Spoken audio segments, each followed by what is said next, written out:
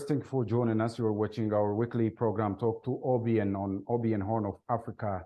Today, we're going to talk about the National Dialogue of Ethiopia, which is in the making. And I joined by one of the 11 commissioners, Dr.Yonas Adaye. Thank you for joining me. Thank you for having me. All right. It has been said a lot about this Ethiopian National Dialogue. And can you tell me your current status and when are you going to hold the nationwide national dialogue, though? Thank you. Currently, we are at the stage of process because we have 5 pillars or steps. The first one, exploratory step. The second one is preparation step. The third one is a process. The fourth one is delivery. And the fifth one is follow-up, or sometimes also known as monitoring and evaluation. So at this third level, which is a process of selection, that is selecting participants who can raise issues that pinpoint deep-root causes or structural causes for Ethiopia's age-old violent conflict, and who really understand their respective local constituencies and their environment. So we are at that level of selection, or selecting the participants before we start going across Ethiopia and collecting agenda. We first and foremost select who should be participants in the very first place, because it's very important. It is this that can play a decisive role. So as we select those participants, we move on to selecting also conveners and facilitators. And after that, we'll definitely enter into, as you said, reaching out to the rest of the nation, collect agenda, and then, of course, kick off the dialogue.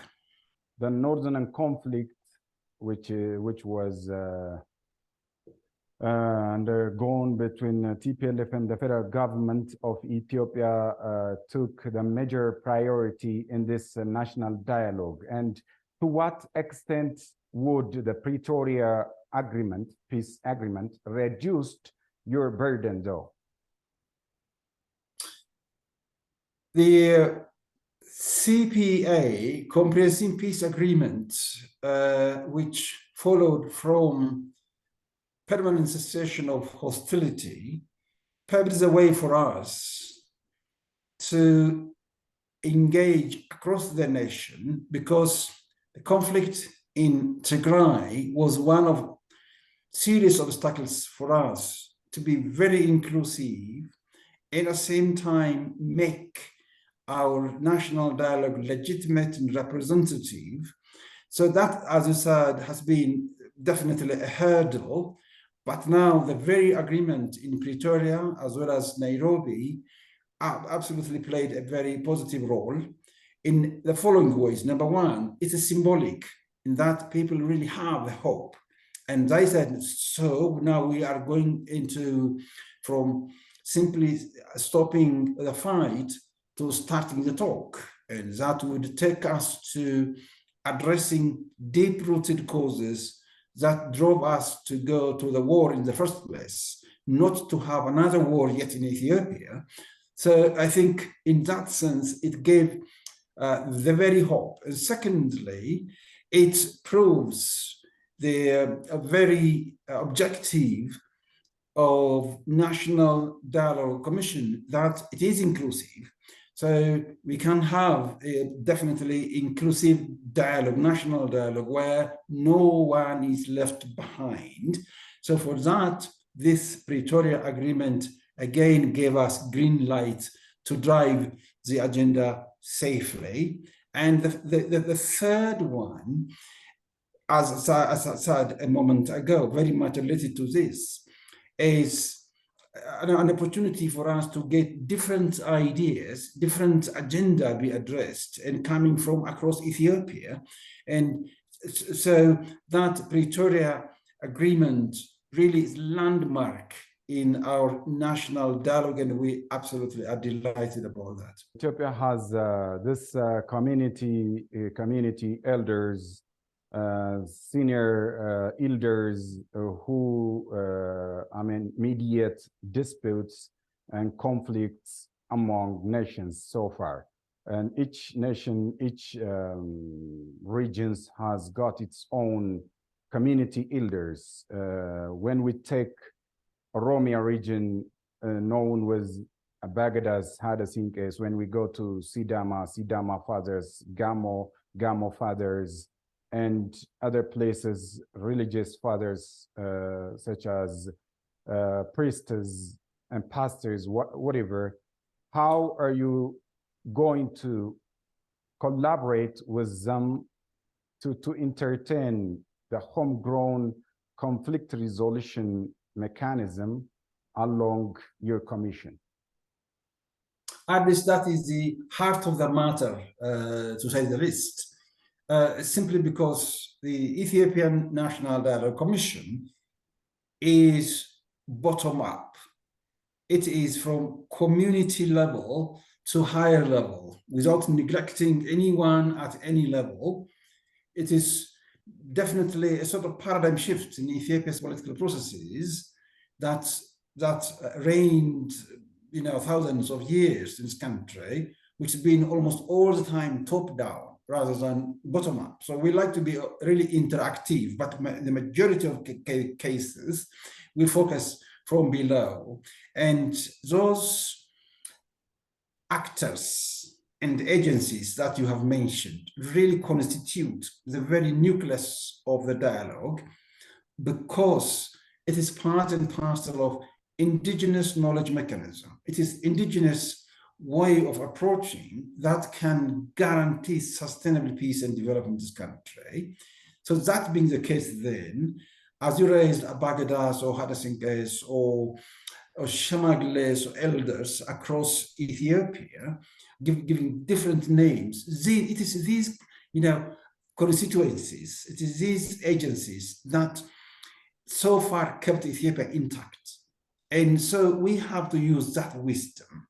And for your surprise, as you might recall, maybe about 3-4 months ago, when we had the first interview with you, we mentioned the role of indigenous knowledge, indigenous mechanism, and particularly elders and religious institutions, and of course, the mechanisms that existed in Ethiopia as a whole, how they helped us, how we started. Even from the very beginning, we had to be granted permission from them and get their blessings so as to start.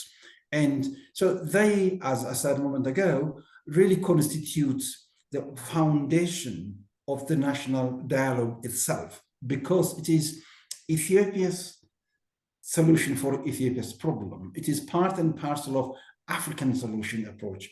It is again part of African philosophy, and this is Pan-African spirit, that is Africans being, capable of resolving their own conflicts.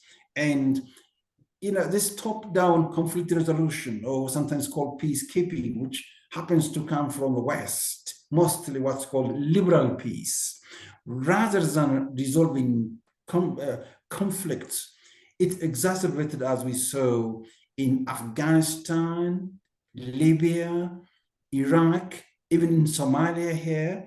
So the best alternative we have is focusing on the context, so context sensitivity. And we say context is the key, so as to find a lasting solution for this age-old structural problems, particularly violent conflict. So this will lead us to, if you like, state-society relations, and it could even renew the social contract that has been there in a different format. So I fully agree with your very nice question, the role of the indigenous mechanisms that's in existence, how they can contribute to national dialogue. Yes, indeed.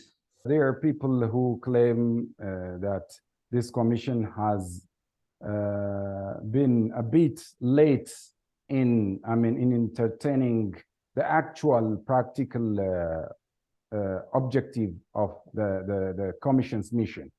Are you planning to have a very swift and very quick implementation without always talking about the press issue, like appearing on media and saying we're preparing ourselves, whatever? I think I like to take the word slow rather than very late, even though they are synonymous in any advanced learners dictionary, or bit Cambridge or Oxford, the one I have, as you can see there. So I think, as we say also in Ethiopian proverb, it is in Afan Oromo, it is in Amharic, in Walaita language, in most in Afa as well, I heard there, that, you know, if the milk of wherever the source is, if you quickly take it immediately, you might not have butter out of that. You have to give it time. And again, the Amharic saying, slowly and slowly, an egg goes by its legs. Yeah. Yeah, Okay. so I understood. Let me add the English one. Haste makes West. that is equivalent, rough equivalent. So I wanted to really go in line with that indigenous mechanism which you mentioned. Yeah. And then you standardize into, as you said, haste makes West. Definitely, yes, indeed. Or esteemed time saves nine, as we also say in British English. But I wanted to really Ethiopianize it, make it, you know, sort of traditional test into what we really are saying, because people really are very happy to know what's not known rather than what's already there in their dictionary phrase, as you can see from there. Yeah. Fine. So, honestly speaking, we had to learn a lot. And we know our predecessors, such as reconciliation, failed. Identity and border issues failed. Administrative boundary issues.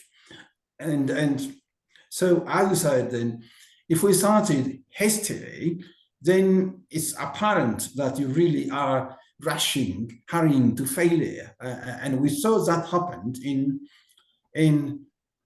particularly Guatemala. That happened. I was reading about Zimbabwe a month ago.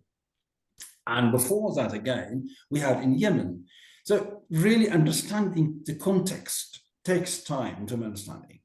And unless you really give it due thought, deep thinking into it, unless you really maintain the very legitimacy, because it is a process that proves the legitimacy. So the testing of the pudding is in the eating, they say in English. So yeah. Before you enter into that, I think the very process must prove that it is really from the people, for the people, to the people, and by the people. So that's really deliberate attempt, and we really have to understand before we start and then fail in the middle. So we wanted to really understand the cultural context. We had to reach all over Ethiopia, including Tigray, and you know, such patience really paid. As we can see now, just some feedback coming from different regions of Ethiopia. So I definitely also acknowledge that, yes, better late than never is there, yes. But also never late is even better is also there in management. So both can be definitely balanced, and with, you know, full confidence, what I can say is that this, not criticism, but this high hope, high expectation of why don't you get started, is, you know, out of really getting fed up with conflicts, talking about it, killing there and hearing bad news. So why don't we stop fighting and start talking is really the question. So for that, this should be really appreciated. I highly appreciate So that. you're saying Rome was not built in a day. No. Let me proceed to the next one. Please go ahead. Is your commission fully independent from any stake? Would you buy this thought though? The answer is yes and no. Institutionally, yes. Professionally, myself, I can talk about myself. Absolutely, yes. We are independent. Yes. We are free from any foreign intervention and interference. Yes. Are we also independent of being Ethiopian, being an Oromo, being Olaita, being an Amhara? Are we not part of the society? In that case, no, we are part of our society. We understand. We haven't come from Mars and then doing, as psychologists and particularly anthropologists will say, a fly on the wall. We are not that. This is qualitative engagement. We are in social science. Whatever affects my brothers, sisters in Western Oromia affects me here as well. Definitely. We are part and parcel of each other. So in that case, definitely we are part and parcel. Therefore, there is subjectivity. We feel, we weep, we cry because we are part and parcel of that. But at the same time, we are there independently to see, without taking any side, this and that, particularly political side, this and that. We are there to appreciate the problems that we are facing and then look for deep entrenched causes that keep on sowing the seed of hatred and division among us for generations. So your wound is my wound. And then how can we heal the wound together? So how can we, in that question, we are independent to see it, to collect the data, to independently select and structure the agenda, and then getting, to those appointed, those people who are responsible, we are subject to, and finally following up. That makes us independent. And our very process, that makes us independent. And even the very salary is paid not by the government, but by the state. I'm happy to speak in English. If I spoke in Amharic, I would definitely spoil it, as you know, because the state and government are the same. Yeah. So the state has a responsibility to pay for police, for teachers, just in the same way for commissioners as well. So that is also from the tax that you and I are paying for. So that's where we really are. So there is that, the yes and the no are the answers given to you. We have this international organizations and as well as continental and national organizations which are working to bring peace and reconciliation, whatever, in the global or in a continent or in nationwide horizons, such as under UN Security Council, under African Union Peace and Security Commission. In Ethiopia, we do have this Ministry of Peace, the American NGO or whatever, the US Peace Corps. Do you have any collaboration in entertaining this peace process? Okay, we collaborate with all as long as they can engage constructively and positively with us, as long as the entire process is controlled by us, by Ethiopians, because this is known as Ethiopian National Dialogue Commission. So, yes, as I said, with Ministry of Peace, there is a project that they conducted 2-3 years ago, like national dialogue, but not exactly national dialogue. And we definitely lesson from that, how they conducted it, particularly how they selected participants, the technicalities which I mentioned before, how they have gone through that. And then we have civil societies, particularly with 4,000 members, It is a sort of consortium of Ethiopian civil societies together, and we're working with them. They also come to support us. And again, from outside, USAID, for instance, USAID, in collaboration with Hawassa University, conducted a research in Oromia region, part of Oromia region, so as to find out perception of people there about national dialogue. And then we made them present to us because we wanted to see how people perceive us. And we found absolutely very thrilling and empowering feedback that they were happy about the independence we have, but they were not so happy about not reaching out, particularly through shortwave radios, and the presence is not very well felt. So that's a lesson learned. And then we are, aggressively engaging in communication and media activities. So we're very happy with people who would like to work with us, as long as they don't interfere with our internal affairs. It goes along with along the line with that of the National Dialogue Commission proclamation, which we have there, because we have our own working systems, our principles. So as long as it doesn't go against the principle of the Commission and the principle, of course, the national interest of the country and part of Ethiopia as a whole, the entire, as long as it respects that, we're very happy, to be honest, to work together. And we also are, as you have rightly mentioned, are also working with some of them, as I've just raised that test case. Finally, with UNDP, say for instance, Japan government, Canadian government, and others wanted to help us, support us, and then our request was, whatever money they want to support us, then it is to come through the UNDP and the Ethiopian Ministry of Finance. So they are doing that. It's called pool fund. And so in that pool fund, from that, Ministry of Finance monitors, and then whatever is important for our field work, particularly for our real engagement in dialogue, then we're going to use that one too, because it's not directly to national dialogue, but through UNDP, which is neutral, which is international and national as well. So that's where we are. So you've said this national dialogue is all inclusive, but there are some places, some regions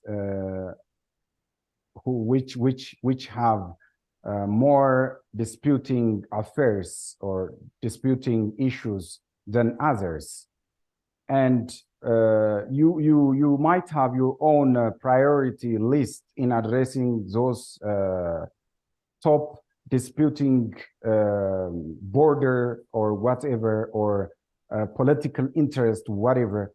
Do you have such mandates in addressing their quest during the process, during the mediation or the peace process, practically on the final date, while you host the peace or the reconciliation process out there? You understand what I'm saying? What if a certain region with another X or Y region got a conflict on border, on territory, or based on resources, whatever? The others might have conflict with a political interest. Do you have that leverage to address those problems, or you just refer those inquiries to the government? You got my point, I guess. I got your point from the very beginning, to be honest. That is great. Our mandates are clearly, explicitly explained, listed out. And ours is to address structural issues. And based on those structural issues, the agenda coming from below, from the people, are to be tabled, discussed, and finally we are to make recommendations, and as you mentioned just a moment ago, to compile the recommendations and make the government or any concerned bodies address them. rather than we doing it, because we are National Dialogue Commission rather than peacekeepers or those who are to educate or to make reconciliation or even transitional justice. These all come after those fundamental discussions are this. So ours is to focus on most fundamental issues, as was clearly provided in the very proclamation itself, not to immediately go and address those triggering issues. It's been a year or so since this commission has been launched. From day one up until today, you just entertained both good achievements and the worst as well. Can you just mention a major bottleneck that tackling or making you to set back your movement forward, though? Number one, violent conflict. Conflicts keep on, because they really go into the psyche of the people who really like to get together and engage. And that very violent conflict is a real obstacle. 7 zones of Oromia, still we haven't yet reached. Most likely we might reach next week, God willing, inshallah. That's what we're really planning for. Number 2, negative thinking. Because the past failed, the future is uncertain, the present will also fail. Such doomsday thinking spread around some quarters. That negative thinking was another obstacle, to be honest. And the third one is not having our own media so as to always update the people on our progress. That can possibly be taken as some of the obstacles. But most important, there is real support from the broad masses, from government, from opposition parties. I like to underline, to be honest, on that. Civic societies, interfaith groups as a whole, international community, very much willing to work together. Okay. So when you offset the balance, really we have far more positive things as compared to the negative. And tomorrow is yet another day and a brighter day as well, okay. God willing. Dr.Yonas Adaye, Commissioner of Ethiopian National Dialogue. Thank you for your expertise, Doctor. Thank you very much for those insightful questions at the same time. Thank you very much indeed. Appreciate it. Dear viewers, this brings you to the end of our edition for today. See you next time with another edition. Bye-bye.